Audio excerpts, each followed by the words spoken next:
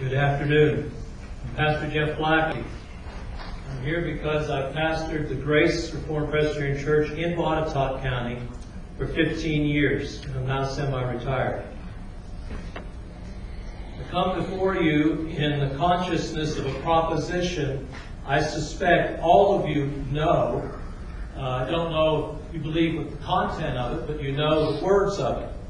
And that is that Jesus Christ has the title King of Kings and Lord of Lords. I do not believe that is merely titular. I believe it's true. He rules the United States of America according to His wisdom. He rules the Commonwealth of Virginia, and His word matters to both of them and to Botetourt County. I'd like to read, because it sets the context for my remarks, from the prophet Jeremiah. He was a preacher in 786.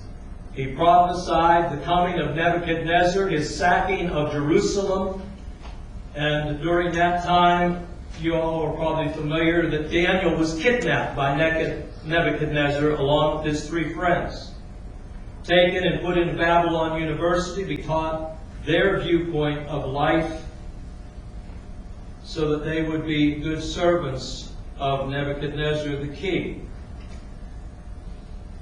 What many of us may not be real familiar with is, the comment was made earlier, there aren't many children's books. There is one children's book that is, well, there's more than one, but at least one that is over 4,000 years old. The ancient Jews considered that there were two children's books in the Old Testament. The children's book for little boys was Proverbs. The children's book for little girls was the Song of Solomon, also titled Song of Songs. The Hebrews double something Song of Songs, and by that they mean to say there is no better subject to write a song about than this Song of Songs.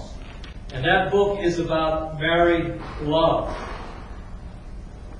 I want to read what God thinks about married love, human sexuality. You need to know the structure of Song of Songs, and since I only have 32 seconds, that's not going to happen. Chapter 2, verse 7, I adjure you, O daughters of Jerusalem, by the gazelles or by the hinds of the field, that you will not arouse or awaken my love until she pleases. Chapter 3, verse 5. I adjure you, O daughters of Jerusalem, by the gazelles or by the hinds of the field, that you will not arouse or awaken my love until she pleases. Then 8:4, I want you to swear, O daughters of Jerusalem, do not arouse or awaken my love until she pleases. What that statement means, it's important, obviously, to God. He repeats it 3 times. But what it means, you're familiar with third person plural, he, she, or it. Our English translations are not really doing good service to the Hebrew. Until she awakes, or not, it's until it. In other words, what the refrain is saying, do not overexcite yourself with human sexuality until you're in the context righteously to enjoy it. And what you find in the book of Solomon, first 2 chapters are really indefinite and vague. Chapter 3, he gets married. Chapters 4 to the end, they're not so vague. But now he's married. Now he can be very specific in the things he enjoys with his wife, and she, the things she enjoys with her husband.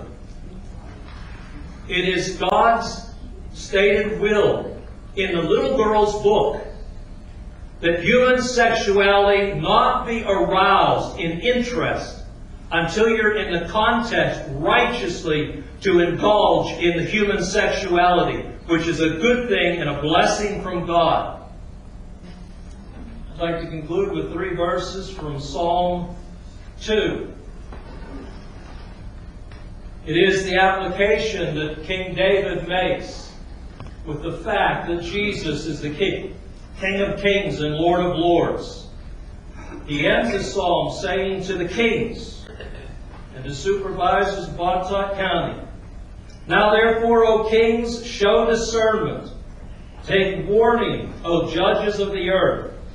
Worship, which also has the meaning serve, the Lord with reverence, and rejoice with trembling. Kiss the Son, lest he become angry and you perish in the way, for his wrath may soon be kindled. How blessed are all who take refuge in him. I used to teach in a federal prison. And one of the things that the inmates would often ask me is, Pastor, I've done horrible things. I've seen horrible things. I can't forget them. The images are in my mind. What do I do? I didn't have an answer of any great depth, except don't meditate on those images. That keeps them sharp.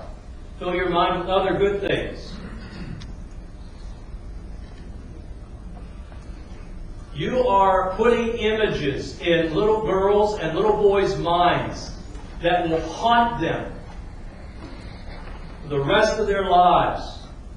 Seeing some of that stuff, they'll never get it out of their minds. Plead with you to honor Christ and to not arouse sexual interest in children who are not in the context to fulfill those interests. Thank you.